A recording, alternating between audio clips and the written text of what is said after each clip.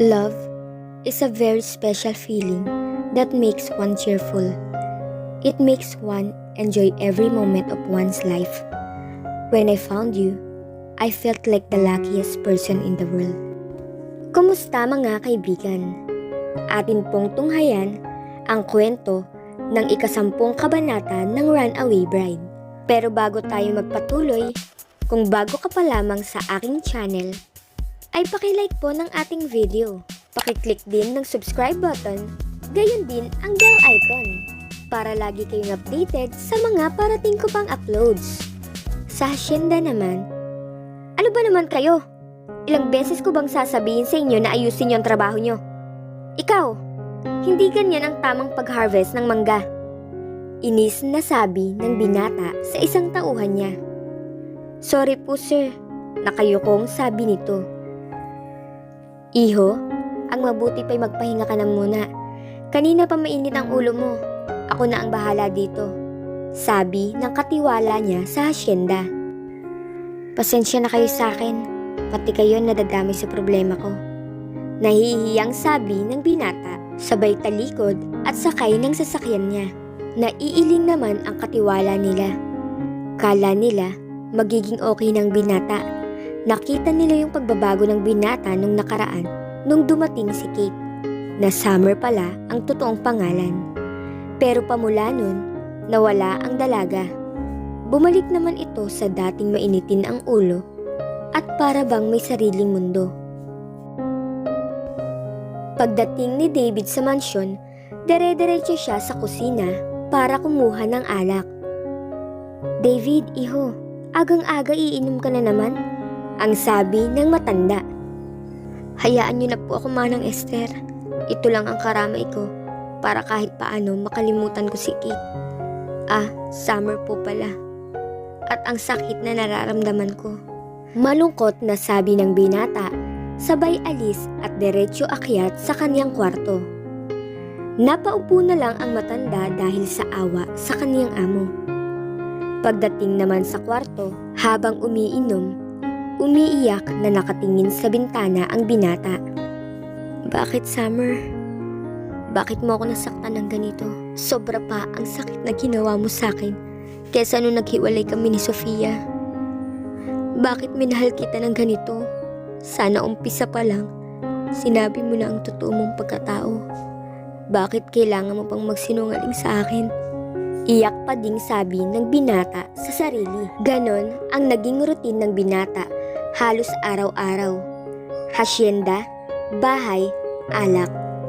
Bumalik na naman sa dati ang binata. Naging malungkutin at mainitin ang ulo.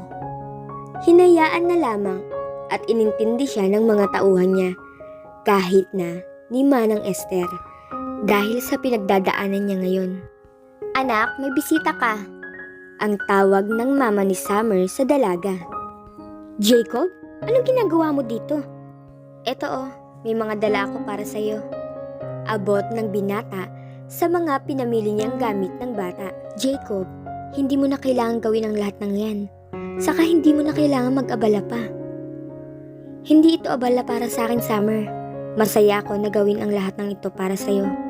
Para sa paglabas ng baby mo. Di ba baby, magiging malakas si mami para sa'yo? Saka sabihin mo kay mami na maging happy na lagi. Huwag nang malungkot kasi malulungkot din si Tito Jacob. At dapat healthy ka para paglabas mo, maglalaro tayo ni Tito, okay? Nakangiting sabi ng binata.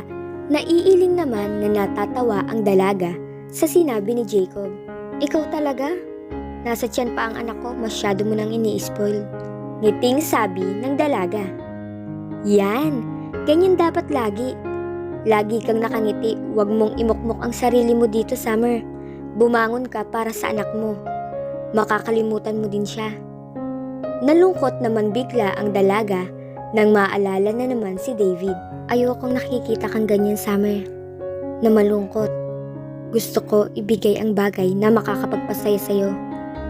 Sapat na sa akin na magkaibigan tayong dalawa. Huwag ka mag-alala. Darating din ang araw, nangingiti ka ulit gaya ng dati. Sabay tayo sa upuan. Una na ako, may mga dapat pa ako asikasuhin. Paalam ng binata habang pinagmamasdan ni David ang hasyenda. Sir, may naghahanap po sa inyo. Tawag ng isang tauhan na binata. Hi pare, I'm Jacob de la Cruz. Sabay abot ng kamay ng binata. Jacob de la Cruz? Ikaw ba ang magiging asawa ni Summer dapat? Tanong ng binata. Yes, ako nga. Ikaw si David Dizon, ang taong minahal ni Summer ng sobra, diba? Sabi naman ni Jacob.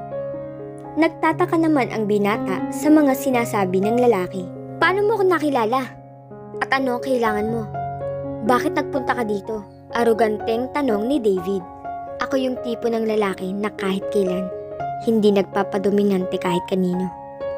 Hindi magpapakumbaba basta-basta na lang. Isang bagay ang dahilan bakit ako nagpunta dito, David. Yun ay dahil kay Summer. Alam natin na mahal natin ang dalaga. Kaya ako siya planong pakasalan dahil may gusto ako sa kanya. Pero dahil sa pagmamahal, natuto ako magpaubaya.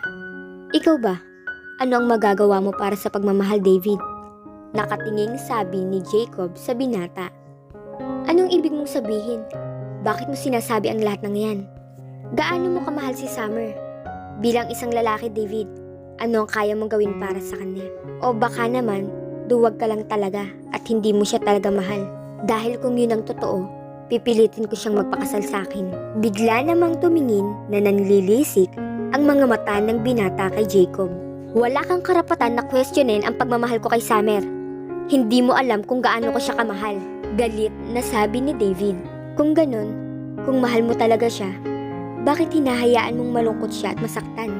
Dahil niloko niya ako. Pinakaayaw ko sa lahat ay ang sinungaling. Sabi ng binata. Yun lang? Yun lang ba ang dahilan mo? Napakababaw ng dahilan mo para saktan mo siya ng sobra. Alam mo ba, kaya siya nagsinungaling sa'yo? Dahil takot siya na magalit ka sa kanya. Alam mo ang mali ko dati? Dahil sa pagmamahal ko sa kanya, pinilit ko siyang magpakasal sa akin.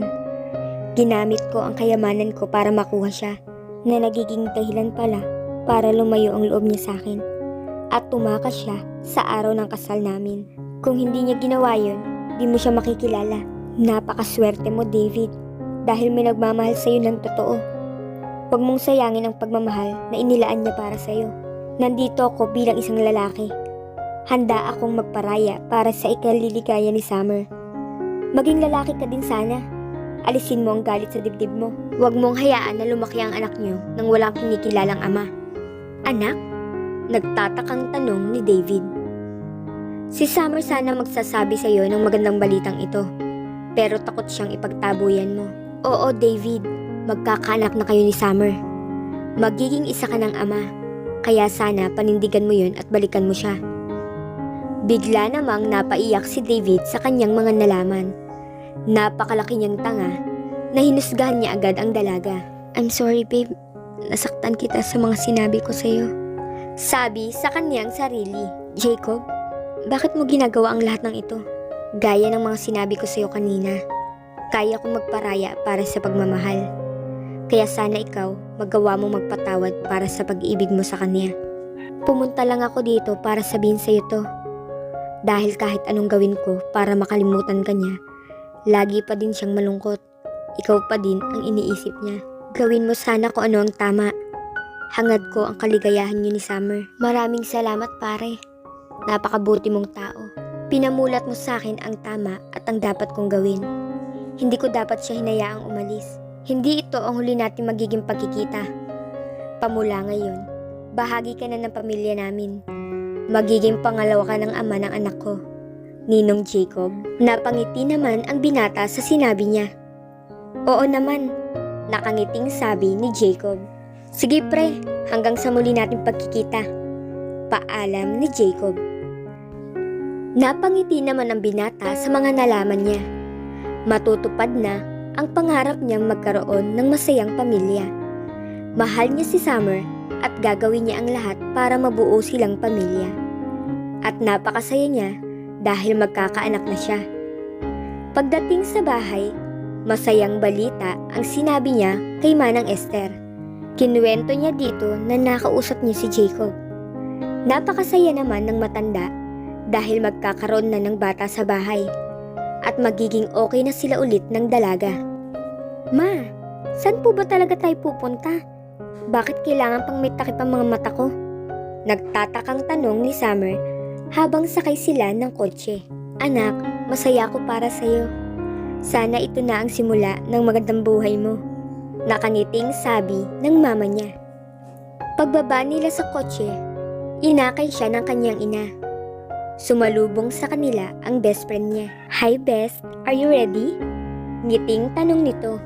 Ads, ano ginagawa mo dito? At ano ang plano niyo? Saka, bakit may takip ang mga mata ko? Huwag ka na nga mainip dyan, Bes. Nang tanggalin ng kaibigan ang takip sa mga mata ng dalaga, nagulat ang dalaga sa kanyang nakita. Pagtingin niya sa himpapawid, nakita niya ang isang hot air balloon na may nakasulat na Will You Marry Me? Gulat ang rumehistro sa mukha niya.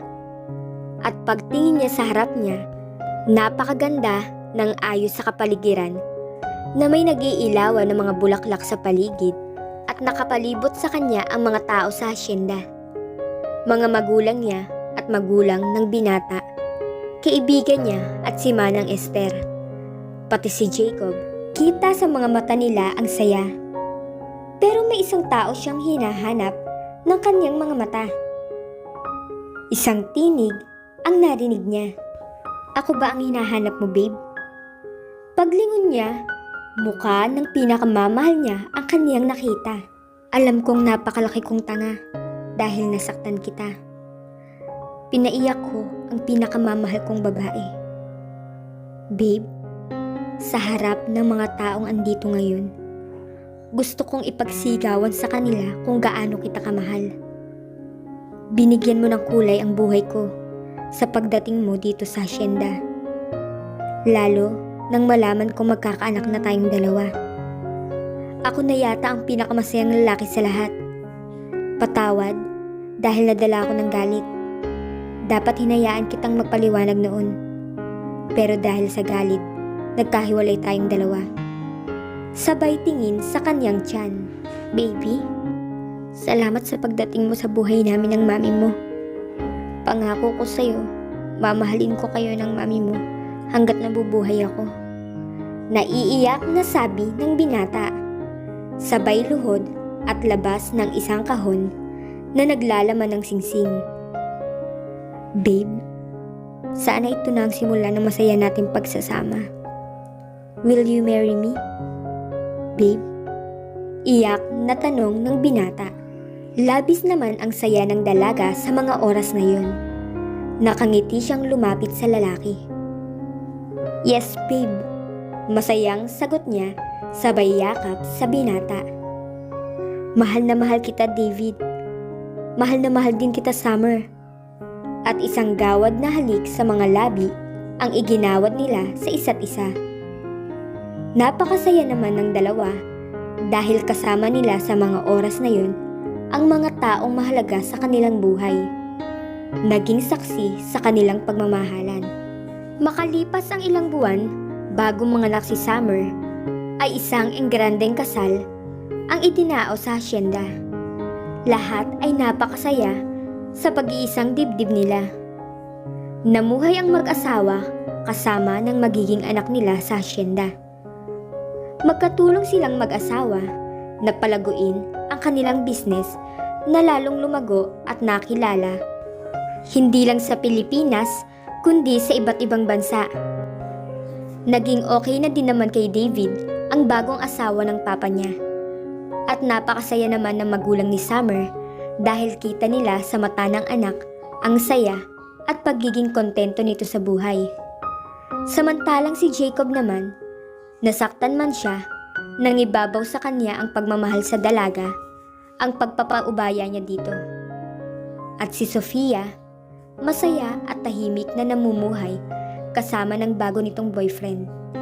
Nakita na niya ang tao na magpapabago ng kanyang buhay. Taos puso po akong nagpapasalamat sa inyong pagsubaybay ng Runaway Bride. Dito na po nagtatapos ang kanilang kwento. Sana po ay subaybayan niyo pa ang mga kwento pa namin gagawin para po sa inyo. Maraming salamat po.